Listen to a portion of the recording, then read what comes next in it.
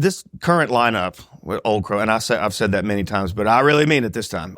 This current lineup is completely, every damn one of us is a multi-talented guy. There's not a song in the world that we couldn't play. And it's a great, great feeling. And stay tuned for more with Cory Younts of Old Crow Medicine Show.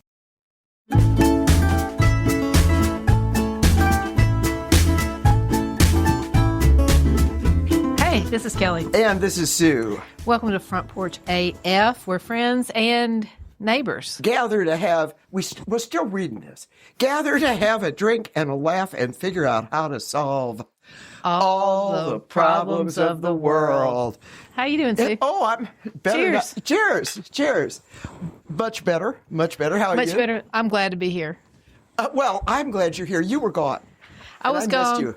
And last night we had, one of our really crazy March storms, and coming off the ice storm, I think everybody I talked to kind of had post-traumatic stress situation going on, right? So but our show today is going to cure that. That's going to cure. Yeah, I think it's going to bring us back. Because we've got, yes, it is about neighbors, but this neighbor is pretty cool. Okay, we are going to talk about, we are in Nashville, Tennessee, Music City, USA, filled with musicians who come here. But what about a musician who's been here all his life and really is a musician in Music City? It's Cory Younts. Yeah. You probably know him best from Old Crow Medicine Show, but he has other things in his past. His past. And we're going to talk with him about that. But first, drink of the day. Drink of the day, I'm having a beer in my rainbow koozie. Like, I can't hardly get away from this, right? She's having a beer. Surprise. Miller Lite in the bottle. Surprise. Guess what this is? Vodka gimlet.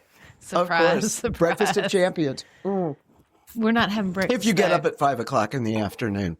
Okay. Yes, this is 5 o'clock in the afternoon. And then we have neighborhood notes. You can go first because I've got a bunch of them, and I've got so many that I have to get rid of some. Okay. Okay, so you go ahead. Well, I'm enjoying the second coming of winter. Knowing it's only going to last You're about a liar. 24 more hours. You're a liar. Praise Jesus. Oh, my gosh. It's crazy. We were at 80 yesterday, and we're at 34 today. Yeah. It's nuts. But I'm glad that that's going to be over.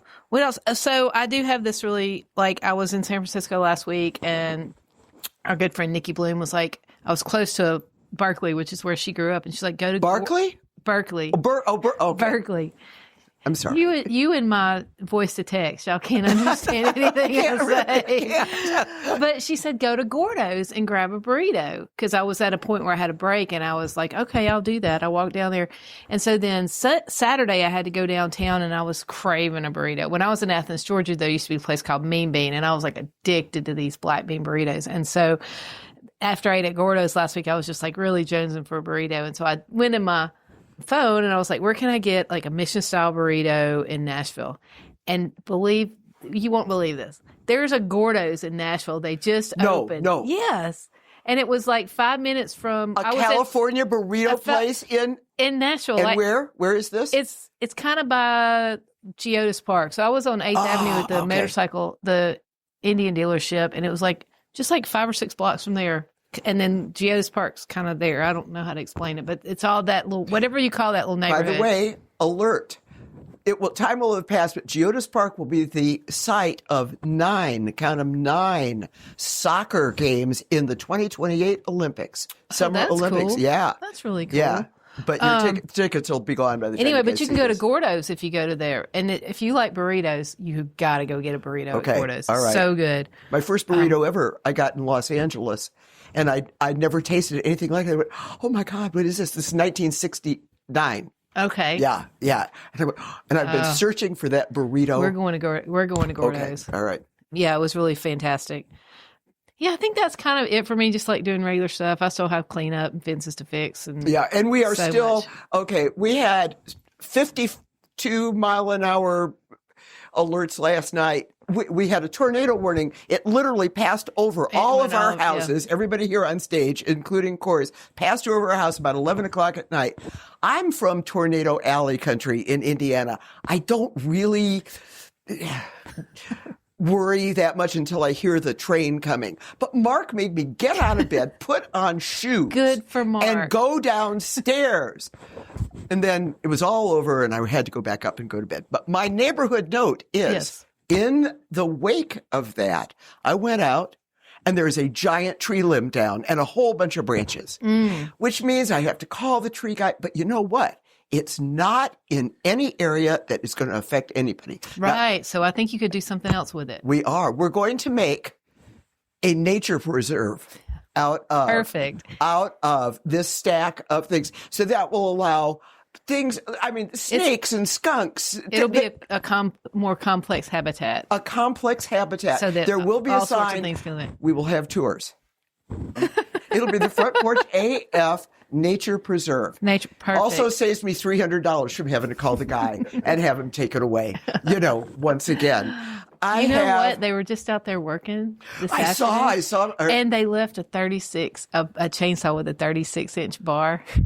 And You almost stole it, didn't you? I'm going to steal it. How many chainsaws do you have now? 4. 4? And I count the little ones. I don't count the little ones. You don't have the little ones? I do. I have 2 of those, but I don't count those as real chainsaws. So, Okay, well, fine. And how many motorcycles do you have, if not counting the little ones?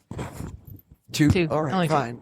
Okay. Music video. I was. Oh, yeah. Yeah, I was in a music video at Dee's, and I was one of 2 old people at the bar.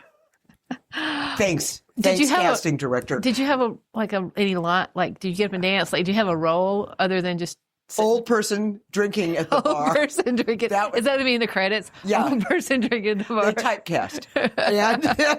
and then, ladies and gentlemen, I have an extra ticket for wrestling Friday night. Oh. Just maybe our special guest might be into wrestling. Maybe our special guest might be interested in it. All right. Well, we'll ask. I'm going to the NCAA tournament. Vanderbilt women are number 2 seed in the women's NCAA's tournament, and they blew it last night.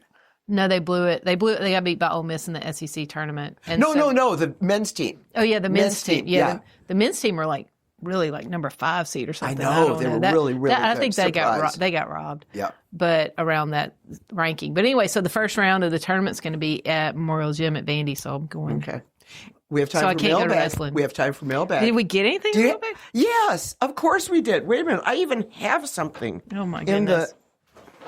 In the bag. This is exciting. Oh, this is a thank you note. We made a contribution in honor of one of our listeners who had this is a thank you note from the Humane Society where we made the donation. Oh, look, see, and it's to super cute. To Kelli and Sue. And then my other mailbag note is, while I was being the old person at the bar, well, that's not true, is it? Fine. I've been to Dee's 4 times this week. Don't judge me. It's only Monday. It is only Monday. Well, I count the weekend beginning Friday. Okay. So Amelia White was playing last night. She was awesome. Mm-hmm. Great. And we will digress. I will put some stuff on the web about Amelia and the show last night, which was great. I ran into someone I had not seen in person since before the pandemic. He's a fantastic singer, songwriter, performer named John Latham, and he stopped up by to sing with Amelia. I love John. In the meantime, he had gotten married. Oh, and while I have been on the Facebook with him saying congratulations, I had never met his wife. Mm-hmm. She came over. Audrey came over, and out of the blue, she said, I have been waiting to meet you in person. And I have to tell you, I love your podcast. Oh, that's so cool. Audrey. Cheers, Audrey. Cheers, Thanks for Audrey. listening. Fan of the Day award. Yes, fan of the day. You're somebody else's spirit animal. By the way, everybody can see the clock. This is the very first time that's ever happened. It is. That's the fucking truth. Jeez, Marie. Okay. All right. Well, fine then. And look, we're on time. All right. I know.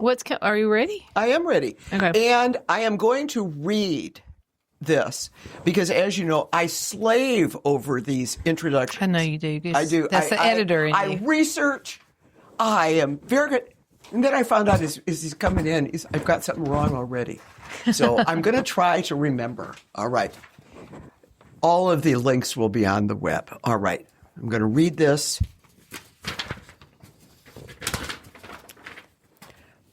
Oh, it's on the next Are you page. okay? Never mind. Are you doing okay over there? Next page anyway. All right. Do you need my notes? No, they are not in your notes. Okay, I met Cory Younts several years ago at Dee's Lounge, our neighborhood bar. Cory is a multi-instrumentalist and vocalist with Grand Ole Opry members' multi-platinum Grammy-winning Old Crow Medicine Show. Old Crow is an old-time, fiddle-driven Americana bluegrass roots country folk string band, the most joyful string band you will ever hear. Immensely popular, and I mean rock star popular. They have been together for almost 30 years, starting in bars and now playing arenas and cruises, but we'll talk about that later. Cory has been a member of Old Crow Medicine Show since 2013 or maybe 2003. This is good research. When he played with them on the late beloved Mercy Lounge bar, he sat in with them one night. So, see? Cory Younts didn't move to Nashville from somewhere else to play music. He grew up here, surrounded by music and musicians in the shadow of the Grand Ole Opry. His dad, both of his parents in the arts. His mother is a dancer and his father is a musician. His dad played drums with Mel Tillis. Before Old Crow, Cory played with bluegrass guitarist Jack Lawrence. He worked with Jack White in the studio and at festivals, and he toured with Justin Townes Earle, playing more than 200 shows a year. But in his heart, he always wanted a tour bus. Yes, and now he has one. So, welcome to our front porch, Cory Younts, neighbor, musician, drinker. Hello. Hey, Cory. Hi, cheers. Cheers. Good to see Thanks you. for having me, ladies. Thanks for coming. Really? You bet. I have one real quick question. With 200 shows a year without a tour bus, where did you sleep? Well, that was 200 nights a year when I was with Justin Earle. Okay. I should clarify that we do about 70 to 80 shows with Old Crow, which is still a lot, But back in those days, we slept in the van or on people's couches or floors. And all I can say is, being in your 20s, it's not so hard when you're doing all that. So, but when you're in your 30s, like you are now. Oh, yeah. Yeah, my 30s, yeah. Hey, can we begin with what it's like being a musician and actually making a living at it in Music City? So many folks here move here with that goal, and so many are still juggling part-time gigs. What's it like to be able to play music for a living? It's a tough town. It's probably the toughest town to try and make it in musically. Growing up here, I'd be on the road or whatever, and people, oh my God, you're from Nashville. I want to bring my band. I want to come to Music Row. I want to do this. I want to do that. I used to just, unfortunately, have to kind of look people in the face and go, don't do it.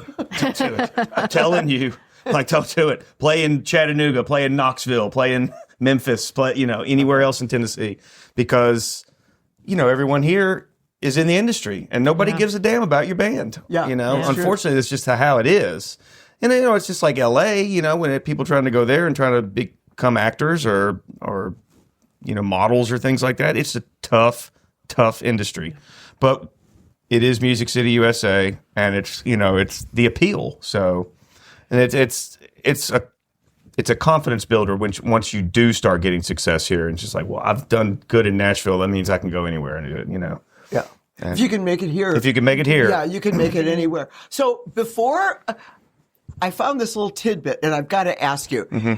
Before you did music full time, you were a caretaker at a Boy Scout camp. Most certainly was. Where, when?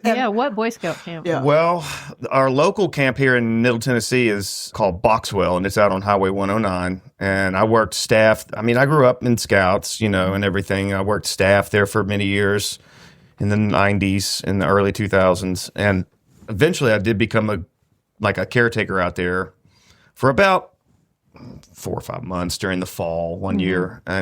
But I have worked at other Boy Scout camps as well. I've worked in New Mexico at Philmont. I've worked at Sea Base in the Florida Keys. And my bonus brother, I'll call him, was at Philmont for Love a it. long time. He was, and Danny, they all, and my brother and my dad, they're all in scouts. I try to be a Boy Scout. They're like, nah. Well, you grew up in Mississippi. Boy Scouting, was that a big thing? It was a big thing. Scouts? Everybody went through. Anywhere in the got Bible Belt Scouts. got their Eagle Scout. Like there that was in Utah, or Mormons and everything, because they're kind of forced to do it. So the Bible Belt and the Mormons. Okay. the Bible Belt and the Mormons. Yeah. I want to find out, do you remember when you realized that you could work as a musician and make a living and didn't have to do anything else? And how did that feel? It felt, again, like full accomplishment of just what I wanted to do. And, and my father, of course, really didn't want me to do music just because he knew what a hard time it was. And he had gotten a little cranky in his years in the music industry. He worked for Mel Tillis, Nat Stuckey, and other artists as well, but mostly with Mel, and very successful. And then about when I was 1 or 2, he kind of got off the road, became a booking agent for Merle Haggard, Waylon, all the Tillises, Asleep at the Wheel, many, many artists. And a lot of those artists, they were old and cranky as well, and they didn't want to do anything. And my dad would just get very frustrated at the end of the day, just like, well, I don't know what these people want from me anymore. I got them a $100,000 gig and they won't get in the bus and go do it. So I can't put up with this anymore. So he didn't really want me involved in it either. I'm telling you, it's a crummy industry. Everybody's crooks and this and that. And, but I'm like, well, how can you say that? Like, you're the biggest music fan I know, my father.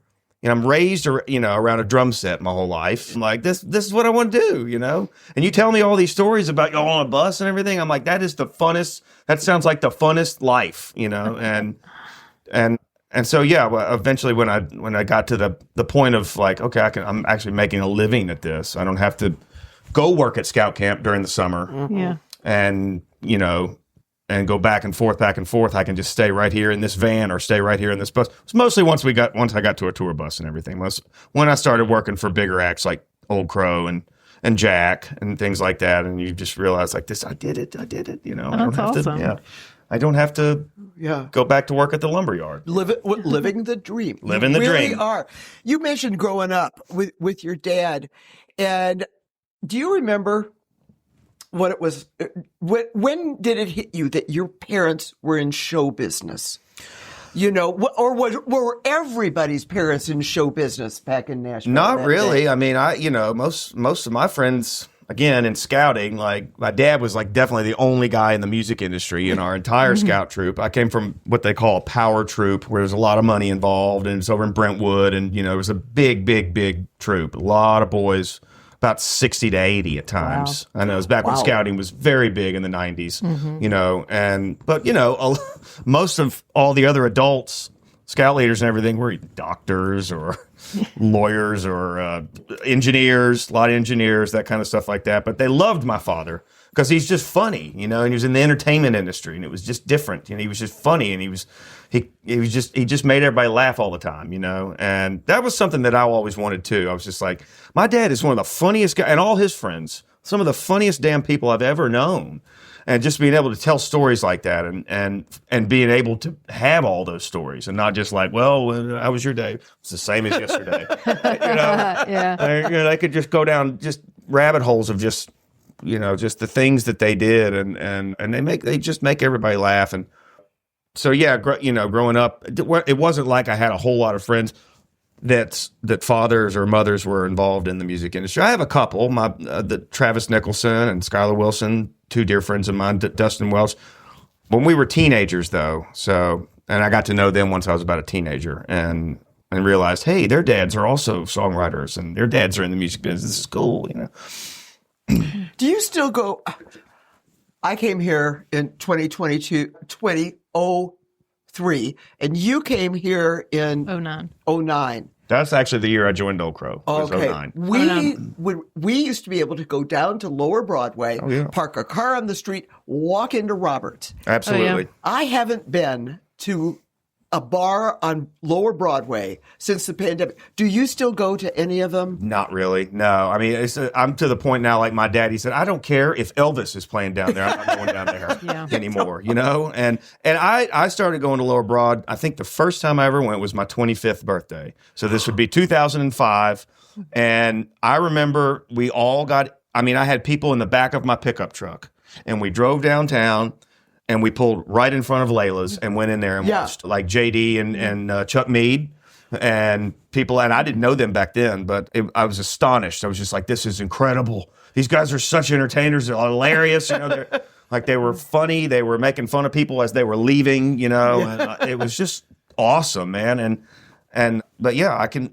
My dad still thought of Lower Broad even in the early 2000s that it was all a bunch of porn shops and everything, which it was. Well, there was 90s. a lot of that going on. So he still thought it was, and he was like, "What are you doing going downtown? You don't need to be going down there." And I was like, "Dad, they tore all that crap down. It's not." I consider some of those places now porn shop. I don't know about that. But Some of those new honky tonks. Yeah, the new honky tonks.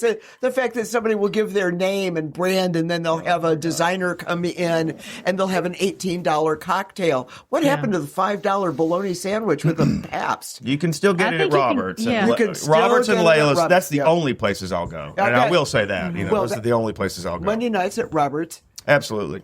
John Headley, England and the Western Swingers. And Josh Headley, if you can stay up late enough. Yes, and Josh Headley, if you can stay up late enough. Kelly, how did you start going to Lower Broadway when you first came? Well, when I first moved here, it was still much like you guys. I remember when I was looking for houses up here, I met Mom and Papa D at Tootsie's one afternoon. We got into town about 2:00, and we sat and drank in Tootsie's all afternoon. And we walked out at 5:00. We're like, "Oh, it's still light out here," you know. But I want the sunglass concession. But like seriously, I think we had parked on the street in front of Tootsie's, and I did have some friends in town, and I've ridden down Broadway with people in the back. The bed of my pickup truck as well, right? I can remember. Took them around to the Station Inn and dropped them off. Station Inn. I'm playing there Wednesday night, actually. Oh, awesome. That's right. That's right. We're about to kick off an oldies tour. Well, we keep calling it an oldies tour. Well, you are old. I know. I know. Show. It's very old. Hey, well, I had a question about your instrumentation, but go ahead. No, I mean, that's kind of where I was going to go. How do you decide, what's your favorite one to play? And how do you figure out, like, when you play with different people, how do you figure out which one you're going to Well, this current lineup with Old Crow, and I've said that many times, but I really mean it this time. This current lineup is completely, every damn one of us is a multi-talented guy. There's not a song in the world that we couldn't play. And it's a great, great feeling of like, well, I don't know how to play banjo. Well, he does. He can play banjo. And all of us play banjo in a different way, you know, or all of us play, there's 6 guys in the band. Let's see if I can do this. Out of 6 guys in the band, there's 2 drummers, 2 keyboardists, 6 guitar players, 5 banjo players, 5 mandolin players, 3 fiddle players. Yeah. It's just this especially any stringed instrument, 2 dobro players, accordion players. We can 2 harmonica players. We can cover it all, especially if it's acoustic. Yeah. And also, again, like if we bring the full rig out with the keys and the drums and stuff like that, we rotate all night long. I mean, everybody in the band probably plays anywhere from 4 to 7 or 8 instruments every night. Well, I know that you said you grew up with a drum kit. Grew up with a drum kit. But now this may be just a partial list. Mandolin, piano, banjo, harmonica, and of course you sing too. Mm-hmm. Keep on adding. A little bit of guitar. Ah. Did you have keys on there? I have piano. Yeah. Okay, piano. I still call it piano. I do too. I don't understand what a keyboard is. I like saying piano too. First of all, because I'm not a very good keyboardist. Like, I'm not a good organist. I'm not a good synthesizer man. I'm not, I can't talk shop with a lot of keyboard guys about different equipment. I'm just like, I just know how to play the damn piano. Yeah. So how did you move? To piano? To any instrument other than drums growing up? Because I got to the point of, so when I was high school, senior in high school, I started taking a little bit of piano lessons in school just because we could getting high. And, I was like, I want to take piano and be high during this shit. So first class of the day. Thank you, Bobby Jean Frost, if she's still alive. But I'm going to tag her in the video. Yeah, right. If she's even still living. Most of my teachers probably all. Anyway, so I had such a good time at it. And in the 90s, I was a big hippie guy, and I loved this band Fish. Still love them. I found out, when I was about a senior in high school, that all 4 of these guys had doctorates in music, and I was like, what a cool idea. I want to go to school and study, because I didn't know what I was going to do in college. And I was like, I'm going to study music. And I'd never really read music very well. I took drum lessons at Forks Drum Closet in 1988. And, and could read a little bit of rhythm, but had forgotten every damn bit of it. I failed every rhythm class in college, by the way, folks. Every damn one of them. And but I where'd you go to school? MTSU. Okay. Didn't quite graduate, but I lived in the damn dorm for 4 years. There you go. Hey, that's graduation to me. That's all right. Right. 4 years in a dorm. Okay, so you got onto music, and then you went to keys. And then and eventually why is a harmonica hardest instrument. It's not that hard. It's not that hard. You just got to play cross harp. Play cross harp, yeah. One note. I picked up the mandolin along the way in college. Started a little group with 2 of my other friends who I mentioned earlier, Dustin Welch and Travis Nicholson. We were called the Swindlers.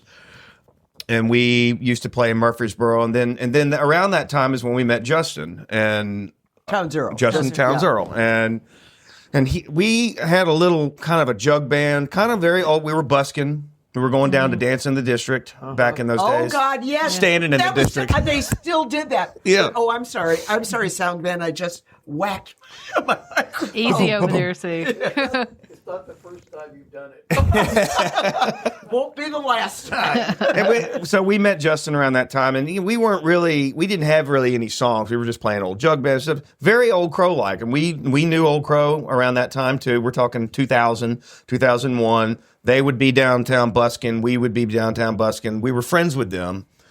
But we didn't really have any of our own material. We didn't really write that much. And so when we met Justin, he had all these great country songs. It was like, this is great. Can we be your band? And that's kind of how we joined forces with Justin. That's pretty cool. Yeah. And he came along. He just had all these songs. It was great, and it fit. It just worked great. Couldn't have asked for a better lead front man for us. Mm-hmm. Who listens to the radio?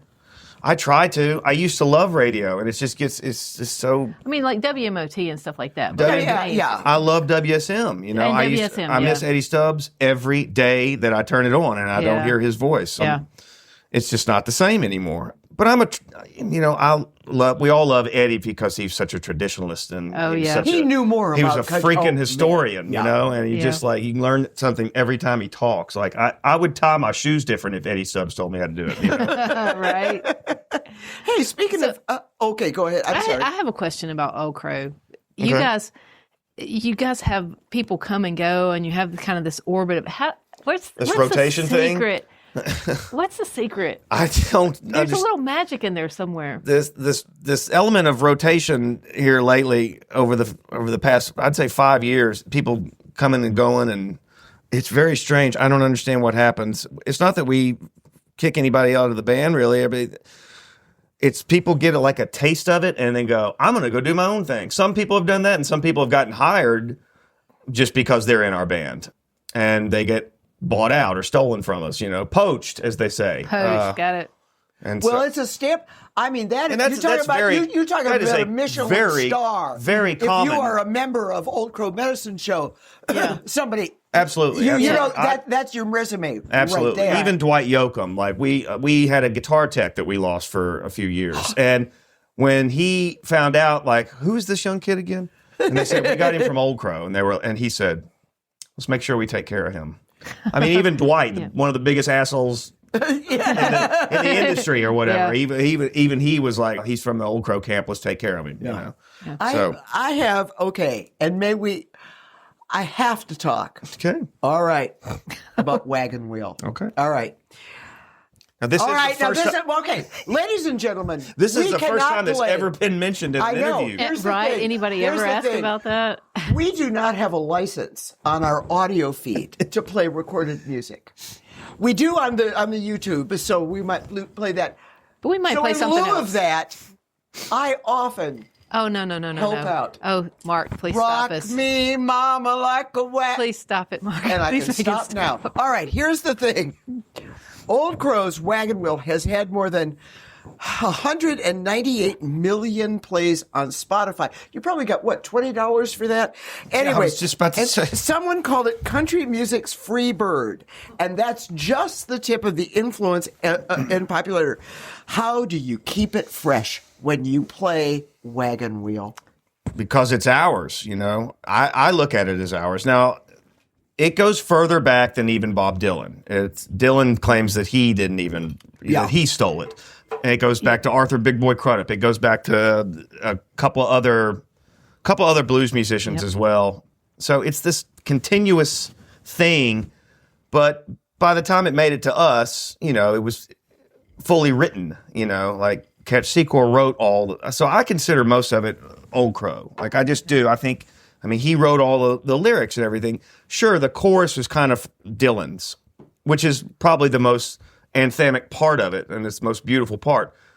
But it's just 4 chords over and over and over again. It's not like the chorus has some big different movement or anything like that to it. It's the same damn thing over and over. And, you know, I think I consider it ours. I don't consider it, you know, I think a lot of people out there will be the first ones to tell anyone listening to it that Darius is a dude. And Darius is a very nice guy, too. I don't want to talk badmouth him, but we're doing some shows together this year, and we're going to steal Jeff Crawford because he should be our damn tech. I was gonna wonder. He's the guitar tech. That guy knows more about banjos than anybody in Old Crow, too. He worked with us on a record, and I mean, during COVID, and we were like, why in the hell are you working for him? Why aren't you working for us? And he was like, retainer, man. I was like, okay, no, I get it. I get it. Maybe your cruise is going to be better than Darius's cruise this year. Maybe. Speaking of cruises, what's up next for Old Crow and you? I mean, what are you up to? We leave in 48 hours for this oldies tour. So again, we're doing the first album and the second album. We're just playing acoustic. We're bringing Willie Watson back for this, who flies in day after tomorrow, the day of the show, no rehearsals, which are really that'll be fun. A wing and a prayer. Wing and a prayer. First show's at Station Inn. We're doing about 10 shows. 5, and then we come home, take a break, and then another 5. They're all old haints, you know, that Old Crow used to play. Well, that we still play sometimes, but Station Inn, Tennessee Theater, Orange Peel, Variety Playhouse, the Georgia Theater, just a bunch of places that, you know, that Old Crow kind of got its start at and everything. Not its original start, but when it first started kind of getting the, you know, ball rolling and everything. I'm looking forward to it. I'm a little nervous, no rehearsal and everything, but yeah, you know what? That'll be fun. I think as long as we can just let's just have fun with it. But again, you know, we haven't done an all acoustic 2-hour show in quite a while, so just like that's it. Just all of us in a line like we used to be, you know, 20 years ago. But it's going to be fun. You're going to hit Boone. We are hitting Boone. Boone, North Carolina. Boone, North Carolina. Yeah. All right. Boone is the second show right after Station Inn. So as soon as Station Inn is over. All right. Pro tip: if you do not have your tickets to the Ryman for New Year's Eve. Oh yeah. Oh yeah. How many years in a row now? This will be 17. This year 17. will be the 17th year. And you were what, 6 when you started playing there? 6 years old when we started. 6 years old when you started playing there. Cruise. You've got a cruise coming up. We've got a cruise. It is Drew Holcomb's cruise, and it's in November. We also have links will be on the website. You know, a summer tour packed and everything. We just finished making another record. It should be out in June, I believe. So it's funny. We just finished making this record, and now we're going to play a bunch of old stuff. We're not playing it. Like, we got to relearn everything. Like, you know, before that tour starts. It was a great time making our new album. That'll come out in the summer, and we're going to tour all that. And are you touring just in the States, or are you guys going out? We're going to Spain. We're going to Holland. Just back to back, 2 shows coming right home. And 2 shows, and you're. Oh, I know, that's going to be pretty rough. That's some travel. Man. Yeah, we'll be dead tired. I do not envy us on that one. I know. Let's hope TSA is back. Oh, you know, no kidding. Oh, God. But yeah, just 1 show in Spain, and then we go to Holland like as fast as we can, play another show, come right home. So it's a lot of travel for 2 concerts. But would you be able? We have to wrap this up. I understand. But would you be willing to sit around and do a couple of minute bonus video of perhaps you noodling at some instrument that you might? Is there a piano? Yes, there is upstairs. Oh, okay, great. You I'll do bet. that. I can do that. All I can right. do that. All right. Oh my God! And this will be. We've never filmed. Oh, we did. We did. Me playing. We filmed Blue Christmas. That Yeah. was that was an event. Okay. It's an event. So I'm the stay second tuned. one to ever do this? Next to the host? Yes, fine. Okay, well, fine. Yeah. Ladies and gentlemen, I can't thank you enough. I can't oh my thank God. you guys enough. Thank you. Oh my God, this has been such fun. Thanks, y'all. And he really is our neighbor. I Yeah. mean, like Yeah. around the 4 corner. minute drive. 4 minutes. 4 minutes. 4 minutes. What were you going? What? Well, behind were you the- walking? 4 minute drive behind the, what do you call it? The guys picking up the debris. That's the probably debris. why it was 4 minutes. Yeah, that's what it was 4 Oh minutes. my God, I don't think I have another. Oh, here it is. All right, so the first thing that we're going to do is do our wrap up. Okay.